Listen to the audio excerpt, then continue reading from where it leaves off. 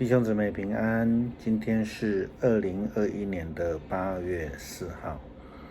今天的经文是诗篇50篇16到23节，撒母耳记下卷第13章20到36节，马可福音第8章第1到第10节。今天要跟大家分享的主题是外邦的救恩。初代教会曾经为了外邦人是否能够得救，外邦人是否要先接受割礼，然后呢才能成为基督徒这件事情呢吵翻天，甚至因为这样子呢而召开了第一次的耶路撒冷大会，也就是我们俗称的这种大公会议。外邦人是否能够得救？基本上牧师认为这是一个假议题，只不过是犹太人他们用来排斥其他族裔的人的理由。我们看看在圣经的记载里面，就连出生在加利利的耶稣，他也是犹太人，可是他被主流的犹太人所排斥。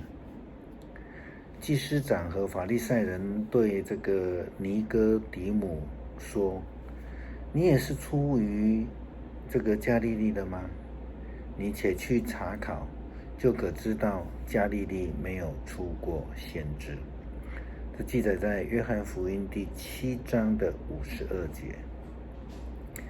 就连在福音书开始的时候，腓力要介绍耶稣给他的朋友拿但业也这样的批评说：“拿撒勒还能出什么好的啊？”这是约翰福音的第1章46节。其实在圣经里面，我们不要讲新约了也不要讲福音书，我们就来举旧约有好几处的记载，都有关于外邦人得救的事情。在这里牧师要简单的列举几个记载跟这个外邦得救的记载来跟大家分享。比如说犹太人最常常夸口的就是他们是选民的始祖，就是亚伯兰。我们如果去看创世纪，在亚伯兰还没有跟随上帝之前，其实他是一个在不认识上帝国家地方的一个家族一个人。我们再看到接续的，在这个出埃及的队伍当中呢，这个里面有其他的族裔，和合本的圣经说闲杂人等。第三个，耶利哥城的妓女拉合。我们知道摩西派遣了12个探子去耶利哥来探，后来这个约书亚跟迦勒被追杀的这个当中，他们躲起来了，就躲在这个妓女拉合的家里面。那拉合他后来就因为帮助了上帝的仆人，那后来他就得救了。另外我们有看到一卷书记载了一个外邦的女子，她名叫路德。她不但得救，她还成为这个拯救史里面非常重要的一个关键人物。我们也看到一个外邦的将军乃曼因为他来找上帝的仆人，然后就得救了。福音书当中最明显的例子，其实就是今天的经文马可福音所记载的，就是耶稣基督在喂养以色列人之外，那个5000人之外，另外一次的喂养。这是同时也记载在马太福音15章32到39节。我们看到了经文的记载，耶稣基督取了7个饼还有几条小鱼，他喂养了4000人吃饱，然后将所有剩余的食物捡拾起来，还有剩下7篓。这个7篓代表什么？7篓代表了迦南地的7个外邦族群。也就是说，耶稣基督的救恩不但是临到以色列人的12族，也临到了外邦的7个族。那这个12+7的意思就是全世界的意思。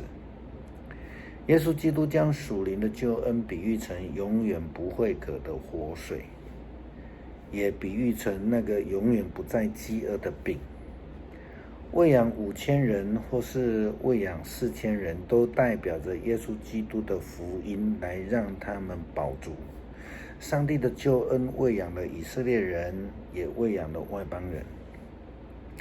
因此在今天的我们说今日以色列以外的地方，许许多多的非以色列人基督徒都得救了，得到这个福音，都蒙受了救恩。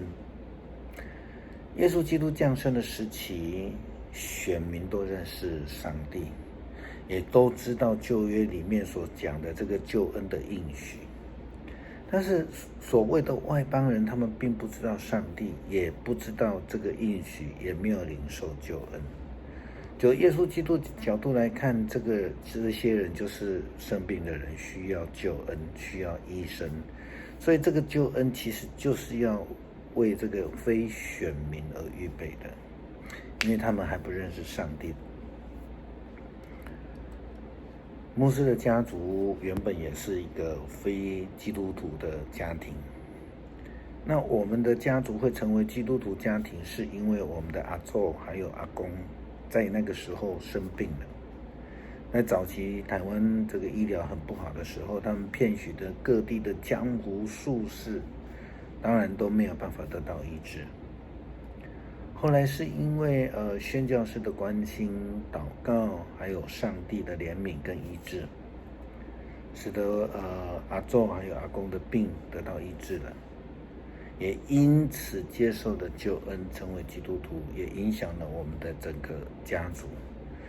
我的阿公李水车后来也成为了传教士，服侍上帝的教会，家族也代代得到上帝的恩福满满牧师很喜欢引用约翰福音3章16到18节的经文来思想基督教的救恩。16节开始他说，神爱世人，甚至将他的独生子赐给他们，叫一切信他的不至灭亡，反得永生。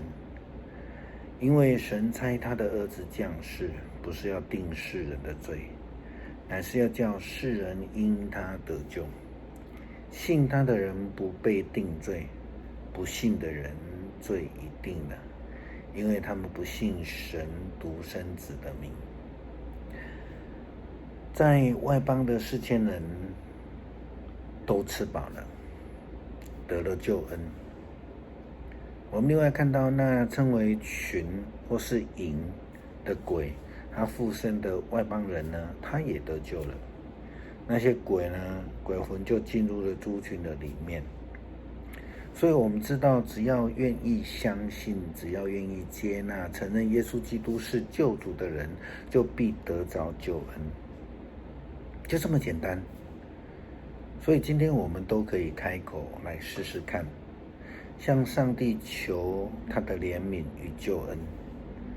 因为保罗也告诉我们，口里承认，心里相信，就必要得救。所以试试看救恩已临到你我的门口，我们只要开门、开心门，我们就能够领受救恩了。